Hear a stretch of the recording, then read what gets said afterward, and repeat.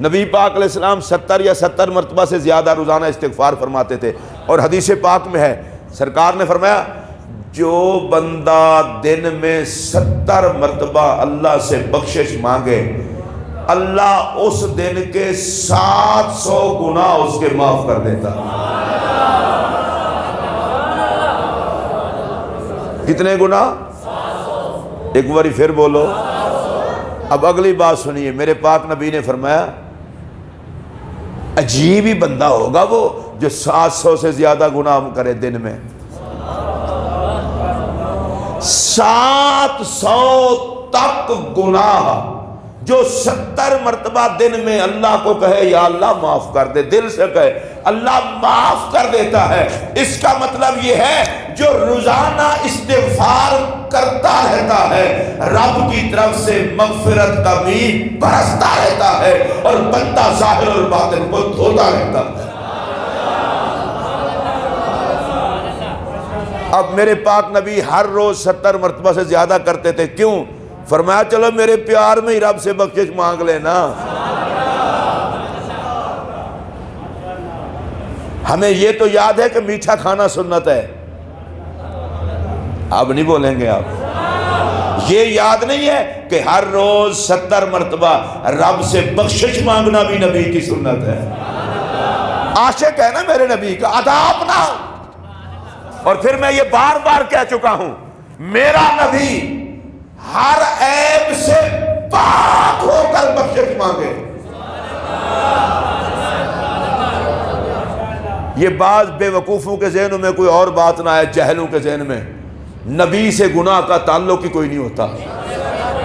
اللہ کا ہر نبی معصوم ہوتا ہے، گناہوں سے بالکل پاک ہوتا ہے، اور سارے معصوموں کا سردار میرا نبی ہے۔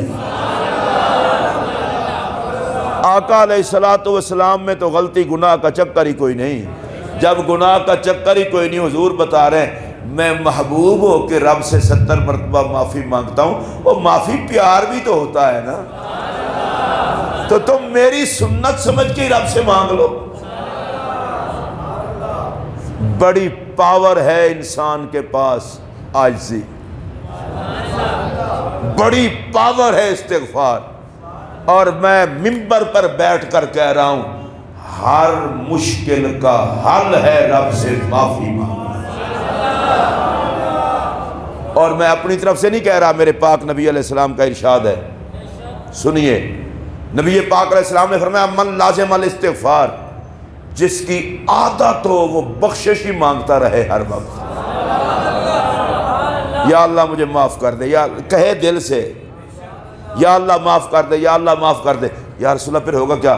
فرمایا جعل اللہ لہ من کل ضیق مخرجا، ہر تنگی سے اللہ اس کے لیے آسانی پیدا فرما دے گا۔ ہر بندہ کہتا ہے جی حالات بڑے ٹیٹ ہیں، دعا کر دیں۔ میں نے کہا تھوڑا سا استغفار کر لیں۔ حضور کا بتایا ہوا وظیفہ اس پہ عمل نہیں کرنا۔ بہت پریشانیاں، پیر جی تعویذ دے دیں، لے پیر جی سے تعویذ۔ میں تعویذوں کا انکار نہیں کر رہا، وہ جو حضور نے تعویذ دیا تھا استغفار والا، نبی کے دیے ہوئے تعویذ پہ کوئی یقین نہیں۔ جی رزق میں تنگی ہے، بہت پریشان ہوں، میں نے کہا میرے نبی نے فرمایا تھا نا سورہ واقعہ پڑھ لو، اللہ اتنا رزق دے گا سوچ بھی نہیں سکو کہ رزق آیا کہاں سے ہے۔ اس تعویذ کو کون یاد رکھے گا؟ من لازم الاستغفار، جس بندے نے اللہ کی بارگاہ سے بخشش مانگنے کو عادت بنا لیا۔ کتنا سونی عادت ہے، یا اللہ مجھے معاف کر دے، یا اللہ مجھے معاف کر دے، یا اللہ مجھے معاف کر دے، یا اللہ مجھے معاف کر دے۔ اللہ فرماتا ہے اچھا اتنا معافی مانگتا ہے، تنگی آنے سے پہلے تجھے راستہ عطا کر دوں گا۔ اگر کوئی چاہتا ہے رزق کی تنگی سے بچوں، قبر کی تنگی سے بچوں، حشر کی تنگی سے بچوں، وہ مالک سے بخشش کا سوال کرتا رہے، سارے راستوں کو مالک خود آسان فرما دے۔ فرمایا ہر پریشانی کا حل اللہ سے معافی مانگنا ہے۔ چلے میں دوبارہ دوہرا دیتا ہوں، اللہ سے ہاں، یہ کسی بزرگ کا قول نہیں ہے، نبی پاک کا فرمان ہے۔ ہمارے لیے تو کسی بزرگ کا قول بھی ہم مان لیتے ہیں نا، میں ان کے لیے کہہ رہا ہوں جو بزرگوں کے قول نہیں مانتے۔ حضور نے فرمایا ہر پریشانی کا حل استغفار ہے۔ اچھا، اب میں کبھی کبھی سوچتا ہوں جناب مجھے کوئی ایسی بات بتا دیں، ٹینشن بہت رہتی ہے اور میں اس ٹینشن سے ذرا ریلیکس ہو جاؤں۔ میں نے کہا وہ تو حضور نے پہلے بتا دیا تھا، ٹینشن کا حل ہی استغفار ہے، رزق کی تنگی کا حل استغفار، غموں کا حل استغفار۔ اونچی آواز سے بولو۔ میں ذرا اس کو بڑھا دوں، ہمسائے بہت تنگ کرتے ہیں، استغفار کر۔ اولاد تنگ کرتی ہے، استغفار کر۔ رشتہ دار بڑا ستاتے ہیں، استغفار کر۔ مقروض ہوں، استغفار کر۔ بے سکونی رہتی ہے، استغفار کر۔ بندوں کو دکھڑے سنانے سے کچھ نہیں ہوتا، مالک کو منا۔ اور وہ تو پہلے کہتا ہے میں تو مان لیتا ہوں، منا تو صحیح۔ وہ ہماری طرف سے آغاز نہیں ہے، وہ تو خود کہہ رہا ہے آؤ بخشوں، مانگو عطا کروں، اور توبہ کرو میں قبول کروں۔ اب یہ سارے قرآن میں اللہ کے اعلان، حدیث میں ہے، اور ہم پھر توجہ نہ کریں پھر بدبختی تو ہماری ہے۔ نبی پاک علیہ السلام نے فرمایا جو اللہ سے بخشش کا سوال کرتا ہے، پہلا انعام اللہ ہر تنگی سے آسانی عطا فرما دیتا ہے۔ اور اگلا جملہ سنیں گے حدیث پاک کا تو کلیجہ ٹھنڈا ہو جائے گا۔ فرمایا وَرَزَقَهُ مِنْ حَيْثُ لَا يَحْتَسِبُ، اللہ اتنا رزق دے گا سوچتا ہی رہ جائے گا اتنا رزق آیا کہاں سے۔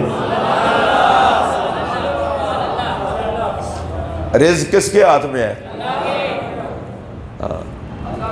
اگر آپ مسجد میں بیٹھے ہیں اس پر پھر آپ کو بولنا پڑے گا، ابھی نہیں۔ مجھے ایک بات بتائیں، رزق فیکٹری میں نہیں ہے، فیکٹری رزق کا سبب ہو سکتی ہے، وگرنہ فیکٹریاں بند نہ ہوتی۔ رزق کسی دکان میں بھی نہیں ہے، بندہ دکان کھول کے بیٹھتا ہے، رزق رب سے ہی مانگتا ہے۔ آپ کو سمجھ آ رہی ہے؟ وہ اس کا حکم ہے کاروبار کرو، رزق کاروبار میں نہیں، رزق اللہ کے پاس ہے۔ تجارت بہانا، فیکٹری بہانا، سب کچھ بہانا، رزق اللہ کے ہاتھ میں ہے۔ جب اس کے ہاتھ میں رزق ہے تو جو اس کی طرف توجہ کرے گا وہ بھوکا کیسے رہے گا؟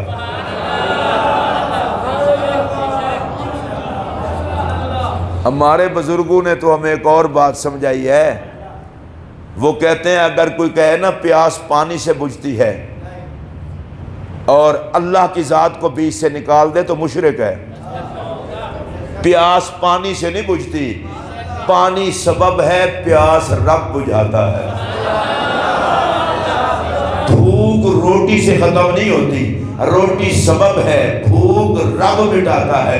رب نہ چاہے تو کوئی سمندر پی لے پیاس نہ بجھے، رب نہ چاہے تو کوئی منو کے من آٹا کھا جائے اور بھوک نہ ختم ہو۔ اس کا مطلب یہ ہے کھلاتا بھی وہ ہے، پیاس بجھاتا بھی وہ ہے، رزق عطا فرماتا بھی وہ ہے۔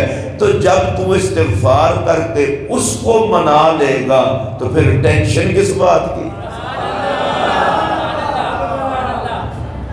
اور قرآن مجید سے اس سے بڑی بات اور کیا ہوگی؟ قرآن نے واضح طور پر کہہ دیا الا بذکر اللہ تطمئن القلوب، کان کھول کے سن لو، غفلت میں نہ رہنا، دلوں کو سکون اللہ کو یاد کرنے سے ملتا ہے۔